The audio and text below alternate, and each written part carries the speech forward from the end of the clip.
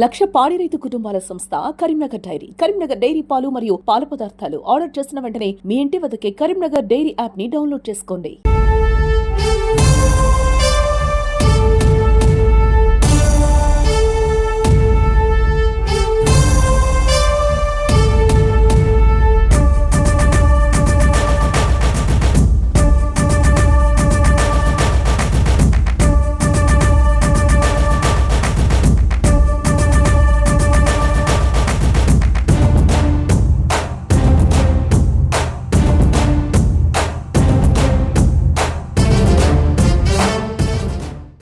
Karimnagar 63వ division Congress corporator గా కర్రె పావని రవి బరిలో ఉన్నారు. ప్రస్తుతం ఇంటింటా ప్రచారం నిర్వహిస్తున్నారు.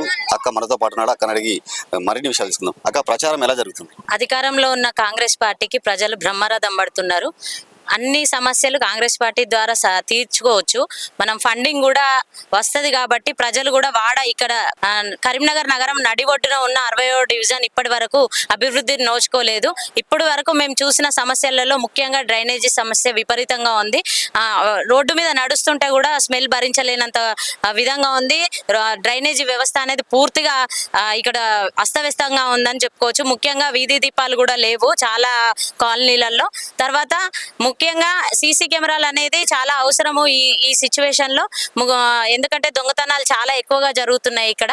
మేము ఆల్రెడీ 2 టౌన్ పోలీస్ స్టేషన్ లో చాలా మంది కేసులు కూడా ఫైల్ చేయడం జరిగింది. సో సీసీ కెమెరాలు కూడా ఫిట్ చేయడం ద్వారా కూడా ప్రజలకు కొంత సెక్యూరిటీ ఉంటుందని మాకు అనిపించింది.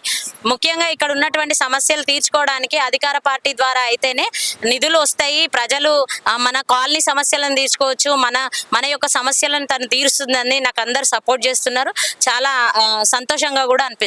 అంతకుముందు డివిజన్ లో ఉన్న కార్పొరేటర్ ఏం అభివృద్ధి చేయించలేదు అంటారా? మరి స్మార్ట్ సిటీ నిధులతోటి వాళ్ళ ఆర్థిక పరిస్థితులు మెరుగుపడ్డాయి తప్ప డివిజన్ అభివృద్ధి ఎప్పుడు మెరుగుపడలేదు. వాళ్ళే కాంట్రాక్టులు పట్టుకుంటారు, అది అడపదడప పనులు చేస్తున్నారు. ఇప్పటికి కూడా ఆ సమస్యలు వాళ్ళు చూపిస్తున్నారు. ఇక్కడ రోడ్ వేసిరు, ఇక్కడ నీళ్ళు ఇంతగానం ఆగుతున్నాయని. అంటే వాళ్ళ ఆర్థికంగా వాళ్ళు లాభపడ్డారు తప్ప డివిజన్ అభివృద్ధి అనేది జరగలేదు. సో మీ 63వ డివిజన్ ప్రజలకు మరి మీరు ఎలాంటి హామీలు ఇస్తున్నారు? నేను ఇప్పటి వరకు మా డివిజన్ సమస్యలను మేము చూస్తున్నాం కాబట్టి మాకు అందరూ వాళ్ళ సమస్యలు చెప్తున్నారు. ముఖ్యంగా చెప్పినాం కదా, ఇప్పటికనే డ్రైనేజీ వ్యవస్థ అనేది ఘోరంగా ఉంది. దానివల్ల వాళ్ళు చాలా ఇబ్బంది పడుతున్నారు. ముఖ్యంగా కరీంనగర్ లో ఉన్నటువంటి ఇది ఫస్ట్ ఇక్కడ కరీంనగర్ ఎప్పుడైతే మొదలైందో అప్పుడు ఈ జ్యోతినగర్ గడ్డ అనేది మొదలైంది.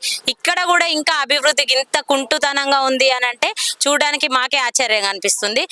ఈ 20 సంవత్సరాల నుండి గత పాలకులు ఉన్నారు. మరి ఏం చేసిండ్రు వాళ్ళు? ఎలాంటి అభివృద్ధి చేసిండ్రు? చేసిన దగ్గరనే వాళ్ళకి నచ్చిన వాళ్ళ దగ్గరనే వేసుకున్నారా? మరి అందరినీ సమానంగా చూడాలి కదా. మనం ప్రజాస్వామ్యం అన్నప్పుడు అందరు ఉంటారు, బడుగు బలహీన వర్గాలు ఉంటారు. అందరినీ సమానంగా చూసుకుంటూ అందరికీ సమన్యాయం జరిగే విధంగా ఉండాలి. వాళ్ళకు ప్రజల నుండి వచ్చే లాభాలు కానీ ప్రజల నుండి వచ్చే ఏ విషయాలైనా నేను నా ప్రజలందరినీ సమానంగా చూస్తూ వారికి ప్రభుత్వ ఫలితాలను అందించే విధంగా నేను ముందుకెళ్లాలని అనుకుంటున్నాను. సో 63వ డివిజన్ లో ఇటు బీఆర్ఎస్ నుంచి బీజేపీ నుంచి కూడా పోటీ చేశారు. సో కర్రె పవన్ కున్ను వాళ్ళకి తేడా ఏంటి అంటే మీరు ఏం చెప్తారు? మరి ముఖ్యంగా నేను ఇప్పుడు వచ్చింది ఆర్థికంగా మెరుగుపడడానికి కాదు. ప్రజాసేవలో 6 సంవత్సరాలుగా స్వచ్ఛంద సంస్థ ద్వారా నేను సేవా కార్యక్రమాలు చేస్తున్నా. ఇప్పుడు ప్రజలకు సేవ చేసుకోవాలి. ముఖ్యంగా నా అత్తగారి ఇల్లు కాబట్టి నా డివిజన్ ప్రజలకు సేవ చేసుకోవాలనే ఉద్దేశంతో ఒక అధికారం అనేది ఉంటే మనం మరింత సేవలు అందించవచ్చు.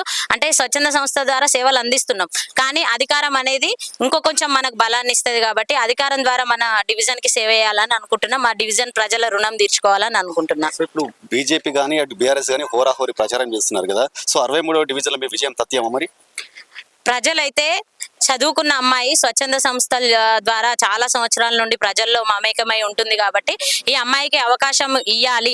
ముఖ్యంగా అధికార పార్టీ ఉంది కాబట్టి ఈ అమ్మాయి ద్వారా ఆ పనులు సాధ్యమైతాయని నన్ను నమ్మి ఇప్పటి వరకు నాకు ప్రోత్సహిస్తున్న వాళ్ళందరికీ ప్రతి ఒక్కరికి కృతజ్ఞతలు తెలియజేస్తూ నిజంగా ఇక మీద కూడా నేను వాళ్ళ నమ్మకాన్ని ఒమ్ము చేయకుండా పనిచేస్తా.